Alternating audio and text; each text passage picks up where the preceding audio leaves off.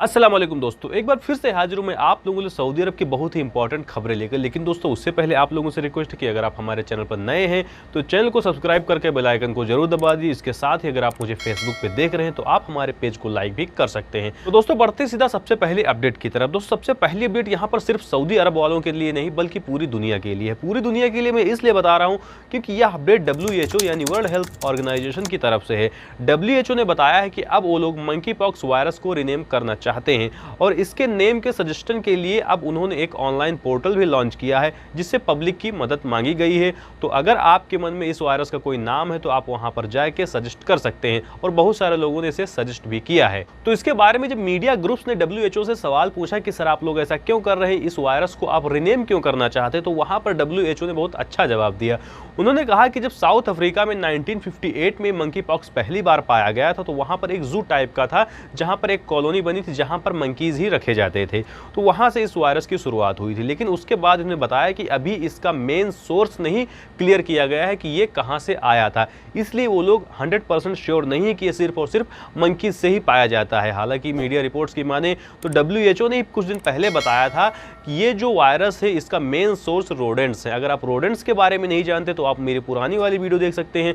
लेकिन मैं आपको एग्जांपल के लिए बता दूं कि रोडेंट्स मोमल्स का एक ग्रुप होते हैं जिनमें इतने सारे एनिमल्स पाए जाते हैं। तो दोस्तों पूरी बात का मतलब यह निकलता है कि WHO अभी इस चीज को लेकर 100% श्योर नहीं है कि जो मंकी पॉक्स वायरस है वो सिर्फ 100% मंकीज से ही आया है, इसलिए ये लोग नेम चेंज करना चाहते हैं। और दोस्तों यहाँ पर अगली अपडेट सऊदी अरब की ministry of human resource and social development की तरफ से। जैसा कि आपको मालूम है कि हो सकता है आपके दोस्त या रिश्तेदार में भी कोई अगर सऊदी अरब आया है तो ऐसे केस में जरूर फंसा होगा कि हो सकता है वो महीनों काम कर रहा है या फिर 1 साल काम करता है लेकिन उसका कफिल उसको सैलरी नहीं देता है। अगर सैलरी देता है तो आधी देता है, अगर सैलरी आधी नहीं देता है तो उसको खाने का पैसा रोक लेता है, फिर किसी भी तरीके का बकाया जो हो जाता है उसके कफिल के पास।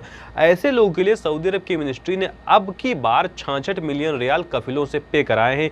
ये जो डेटा है सिर्फ मैं प्राइवेट सेक्टर वालों की बात कर रहा हूँ। यहाँ पर सिर्फ प्राइवेट सेक्टर वालों का जो पैसा बाकी था तो 66 मिलियन रियाल सऊदी अरब की ministry of human resource and social development ने सिर्फ वर्कर्स को पे कराया है। और मिनिस्ट्री ने साथ साथ दोस्तों ये भी बता दिया है कि ये जो पैसा था लगभग 6000 वर्कर्स का बाकी था। मिनिस्ट्री ने एक चीज और बताई है कि ये जो 6000 वर्कर्स का पैसा पे कराया गया है तो इसको कफिल से फ्रेंडली पे कराया गया। फ्रेंडली पे कराने का मतलब ये है कि ना ही कफिल से और उस आदमी से झगड़ा हुआ, ना ही उसने किसी तरीके का खरूज मारा, ना ही किसी तरीके का हरूब लगाया, कोई भी प्रॉब्लम नहीं हुई। सिंपली मिनिस्ट्री ने कफिल को बुलाया और जो वर्कर था उसको आमने सामने किया और जितना बकाया था प्रूफ के साथ उतना वापस करा दिया। देखिए दोस्तों होता क्या है कि जैसा कि आपको मालूम है कि अगर आप डरते रहेंगे तो आप कुछ नहीं कर पाएंगे, क्योंकि आपको अगर मालूम है तो सऊदी अरब की मिनिस्ट्री ऑफ ह्यूमन रिसोर्स हमेशा आप कोई ना कोई अपडेट लाती रहती है और हमेशा बताती है कि हम वर्कर्स के साथ खड़े हैं। इसी को लेकर उन्होंने अपनी हेल्पलाइन भी जारी कर दी है, इसके साथ साथ उन्होंने अपना एप्लीकेशन भी लॉन्च कर दिया है। तो अगर आपकी कोई प्रॉब्लम होती है, आपके कफिल से आपका पैसा नहीं देता या फिर किसी भी तरीके का घर नहीं जाने देता, तो आप सिंपली सऊदी अरब की ministry of human resource and social development के एप्लीकेशन के थ्रू शिकायत कर सकते हैं। अगर शिकायत नहीं करना चाहते हैं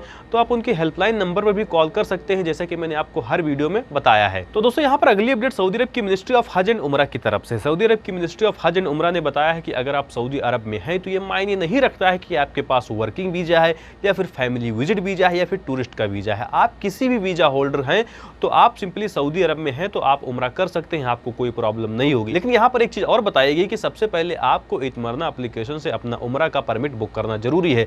और इसके साथ साथ दोस्तों सऊदी अरब की मिनिस्ट्री ऑफ हज एंड उमरा ने हाजियों के लिए एक डेडलाइन जारी की, जो कि मिनिस्ट्री ने कहा है कि 13 से पहले हाजियों को यहां से हज करके निकलना होगा, यानी कि 13 जो हाजी हैं इन लोगों की डिपार्चर की डेट होगी। तो आज की इस वीडियो में बस इतना ही। मिलते हैं आपको अगली वीडियो में किसी अगले टॉपिक के साथ। अगर आपका कोई सवाल है तो कमेंट का सेक्शन खुला हुआ।